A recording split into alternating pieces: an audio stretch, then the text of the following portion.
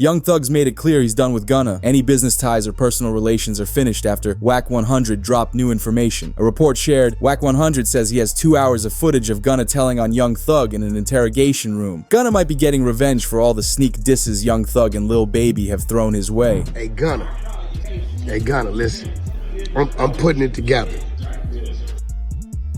I'm gonna give you some time, I don't know, 24 hours, 12 hours. 5 hours, 6 hours, 1 hour. I don't know. I'm gonna give you some time though, Gunna, for you to go ahead on and confess. Confess to the world about all the telling you did. You know that interrogation? Yeah. Guess who got it? 2 hours? Boy, you was in there talking more than Hurricane Katrina. The only thing he did wrong was let him record him. You know what I'm talking about. Weirdly enough, academics called this happening because once Thug was released, he'd instantly tweet, "Wham! Let's drop one on these rats." The Wham nickname refers to Lil Baby. Lil Baby responded to the offer saying, "We should," but it's possible Thug already broke his probation agreement with the report. Academics speaks on Young Thug getting released and says the stipulations he's got are a setup for the court to try to put Young Thug back in jail. I know some of his fans think he beat the case. He definitely didn't beat the case. Beat the case means you got no stipulations. The Young Thug thing is a win, but it's also a huge setup.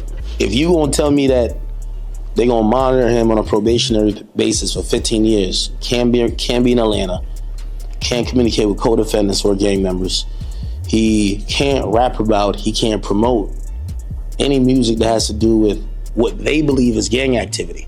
But he's always gonna talk about him and his doing his thing. They might consider that gang activity. He might be like, yo, me is like, yo, we going to the park getting lit. We going to the club getting lit. They might be like, oh no, you talking about a gang. So, we celebrating right now because I think we could all see, if you follow that trial at all, whether you're a fan of Thug or not, you can see the pain, you can see this was going through it. Like, he gained a lot of weight. Everybody knows Thug was not that weight, so we happy he got out, but we definitely got to be very cognizant of how it's going to play out. Because if Thug constantly causes issues on the outside, the courtroom can order him back to jail. It doesn't help either that Thug tweeted, "Gunna stop acting like we friends on the internet. I don't know you, my guy." This got Gunna and his brother's attention where they said, "Trust and believe the feeling is mutual." But later into the night, Thug posted a clip to his Instagram story with T.I. where he says he made it home and did it the right way as a diss towards Gunna. Hey man, what you got to tell these people? Back. Back, Jack. You feel me? You did. Hey man, ain't no cap in it. No cap in my rap. You feel what I'm saying? The right way. It's time. The right way, bro. You feel what I'm saying? Right way. Yeah, that way. Yeah. And go tell that. But with Thug continuing to say things close to violating his probation agreement, he must be careful. But Young Thug was also finally able to watch Gunna snitching against him in the court case, and he reacted to it. I became affiliated with YSL around 2016. Is that true as it pertains to you, Mr. Kitchens? Yes, ma'am. And you have personal knowledge that members or associates of YSL have committed crimes in furtherance? Yes, ma'am. You were present when law enforcement officers stopped a vehicle in which you were present along with Jeffrey Williams, wherein hydrant and a firearm were recovered. These items did not belong to you.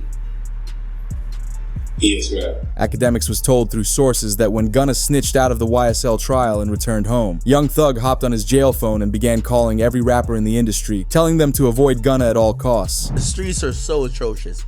Young Thug told everybody that Gunna was a snitch. I'm telling you this, I don't give a if you believe me. That's what he sent to.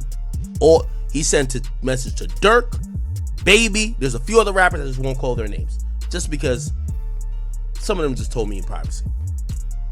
All of them rappers start not fucking with Gunna, speaking out, they're chilling away.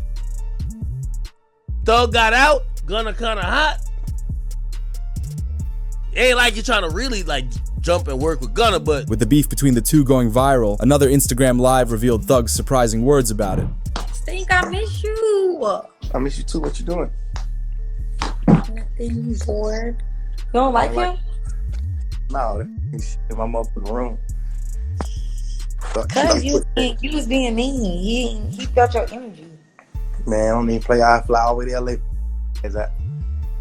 You ain't gonna touch him. But we continued to see Young Thug hop on Instagram Live. He's laughing about how Gunna snitched on him, and he still got out anyway. I'm gonna laugh. I just jumped on here to let you ladies know that yes, a goat can go live. Whoa! What's up? Who up right now? What's up? Who up right now? But moments after the Instagram Live, news broke sharing. Concerning news coming out involving rapper Gunna being followed and approached by local gang members. Many believe this is Young Thug or someone else getting revenge for snitching. But that same day of the report, Young Thug showed himself in the studio, working on his new album, and being extremely happy. P, that's some pounds, P. How much you want to wait, P? Go pound, Go pound, go make bag. Any of that bag. Go ahead. But what's weird with the Young Thug and Gunna beef is that when Lil Baby defended Young Thug and went after Gunna, Young Thug's father stepped in and told Lil Baby to be quiet. How do you feel about Lil Baby throwing at Gunna for his plea deal? He need to shut the fuck up, cause he don't know what's going on. You know, he's going off of what he heard. When have y'all went to a court date to support Slime, to support Jeffrey, to support Thug, however you want to name it? Because Thug's father believed Gunna wasn't the reason that Young Thug was in the situation that he was in. Courtney said, how do you feel about Gunna? I love Gunna. See, that's the thing. People don't understand the relationship. They got this thing saying that Gunna is a rat and he's done this and done that. But see, let me try to help the attorney clarify that a little simpler. Gunna hasn't done anything whatsoever that can hurt us on this case. But the story gets crazier when a leaked phone call Young Thug had with Lil Durk was leaked, because he asked Lil Durk to diss Gunna for him. Hey Durk, I know I want you on. I'm dropping this this surprise album on the same day Buddy dropped his album. Coming up soon. I need a verse from you.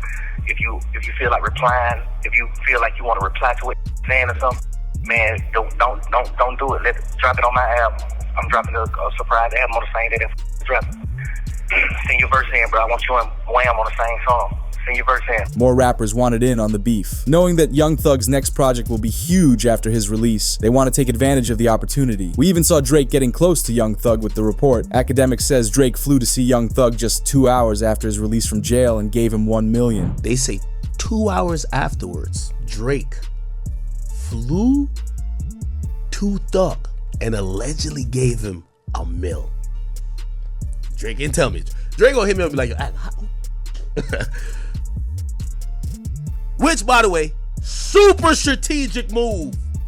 Super strategic.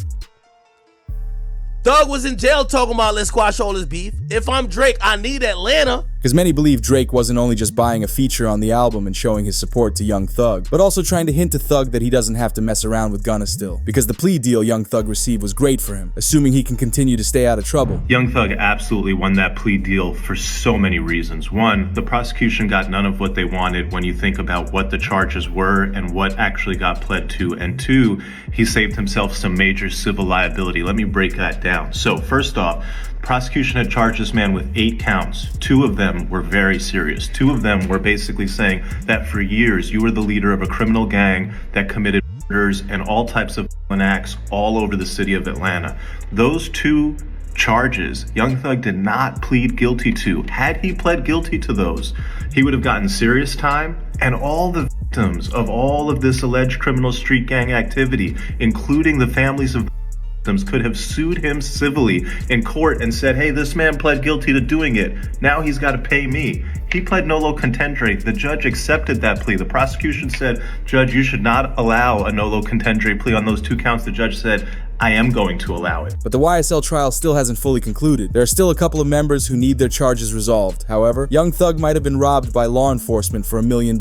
It reports Young Thug had millions in assets in his home when he was arrested, and now the state wants to seize it. The only problem with that is that he earned it with his successful music career. The main item he's missing is the Richard Mille RM Bubba Watson with a price tag of $304,000, but resale value has it going for $1 million. But the main reason why they might have stolen it is because a police officer showed up on the stand wearing a Richard Mille that looks similar.